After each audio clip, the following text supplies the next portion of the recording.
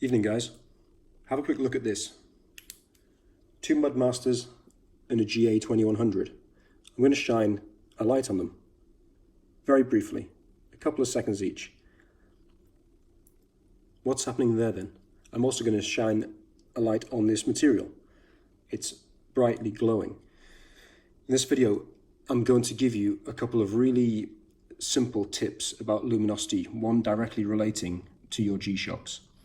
First of all, I just really quickly want to say, if you can subscribe and like this video, I'd be highly appreciative, just to show that I have some support in doing these videos that I really, really love and enjoy doing. Anyway, back to the video. So, you've seen the luminosity of these three G-Shocks dramatically increase with that very short illumination. Now, I have another torch called an Olight. It's a beautiful little machine. It's called an Olight. It's the IR1 EOS. I've used this for a couple of years. A great piece of kit. Tiny, smaller than half of a little finger, but packs a punch. However, it doesn't make much of a difference on the luminosity of these watches or that material there. To some degree it does, but not the same as the torch I initially did it with. Again, this is the torch I charged that luminosity with. What is it, you may be asking? It's a Nitecore. It's a Nitecore MH27UV.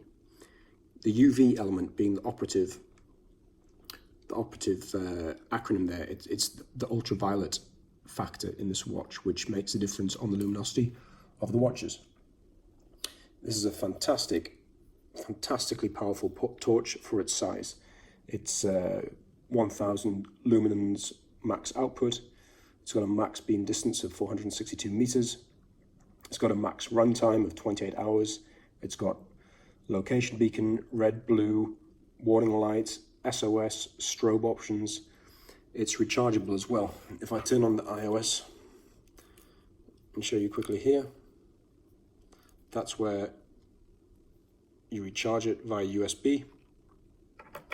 And I always just carry a backup battery, which is it's basically a lithium-ion rechargeable battery which goes into this.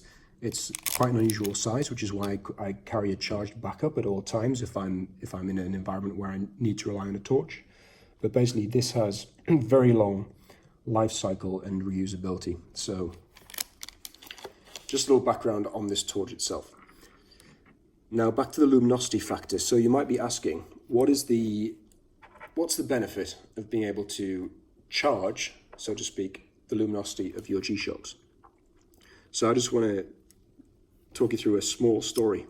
Believe it was about 2 years ago now, I was in Thailand and there was a very big storm. It was a tropical season in Thailand, very big storm, and it wasn't just heavy rain, it was a lot of wind as well.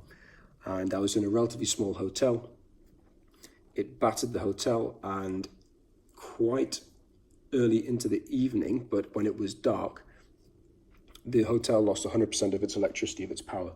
I think this is not an unusual situation for that part of the world. But I was first night in the hotel. I didn't really have my bearings. I didn't know what was really going on and to what degree the effect of losing the electricity was going to affect my stay. I was in a pitch black room. I couldn't see anything at all except for my G-Shock watch, which was by the side of my bed, plus this torch, which I'd purposely left attached to my rucksack. Now you'll notice I have some tape attached, well actually glued onto this torch for that precise reason. And that tape is specialist luminescent tape, which has an incredible ability to retain this ultraviolet light and keep shining for hours on end. Basically, if this is charged in this manner, like I'm doing right now, and left, it will be hours and hours that it will shine, particularly if you're in a dark room. This will tell you exactly where the item is that you need, that it is attached to. So getting back to my story, I'm looking for my torch. It's pitch black in the room. I haven't got my bearings. I don't really know what's going on. This is sat about 3 meters away across the room. I stand up, I go straight to it, I grab it. I know by this little extra bit of tape here exactly where the button is to operate the torch. The torch runs through the UV to a red, to the blue, to the low beam, to the medium, to the high and max beam. Just super, super handy. And of course, because I was also able to charge up the UV face of my GShock with the torch, I was able to very easily get around, know what was going on, see the time, and I wasn't compromised by the fact that there wasn't any electricity. I think the simple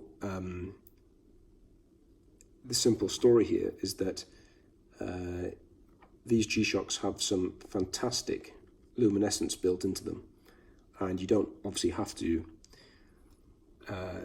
use ultraviolet light on them to enhance them. However, if you ever have the opportunity to get hold of a light either like this or there's other ones which have ultraviolet in them, you can really make a difference to their performance at night.